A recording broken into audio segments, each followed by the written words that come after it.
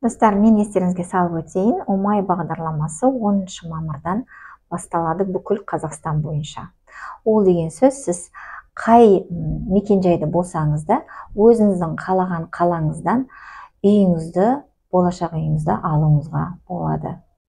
Ешқандай прописка, ешқандай үйіңіз бар ма, жоқ па, ондай талаптар қойылмайды сіздерге.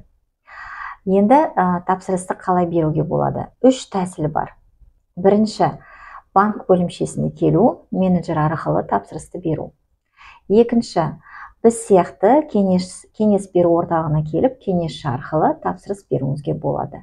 Және де үшінші, ол онлайн тапсырысты беруіңізге болады. Сайт, біздің банктың сайты, Отбасы банк деген сайт бар. Одан кейін видеобанк дегенді басасыз. Видеобанк басқаннан кейін оформить ипотеку деген шығады. Соны басып, өзіңіз жеке деректемелеріңіздің барлығын толығымен толтырып, одан кейін күтіп отырасыз. Онлайн оператор сізбен байланысқа шығуын. Қолыңызда міндетті түрде жеке куәлігіңіз болу керек. Егер де сіздің жобайыңыз жұмыс істеп жатқан болса, онда жобайыңызбен бірге болу керексіз.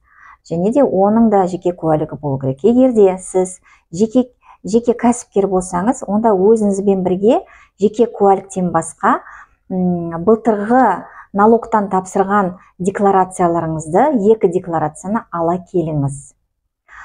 Бұл жұмыстың нәтижесі қолыңызға мақұлдама қағазды алу. Мақұлдама қағазды алғаннан кейін 1 ай ішінде бұл мақұлдама жұмыс жасайды. 1 айдың ішінде сіздер үйді іздеп, оценкасын жасап үлгеру керексіздер.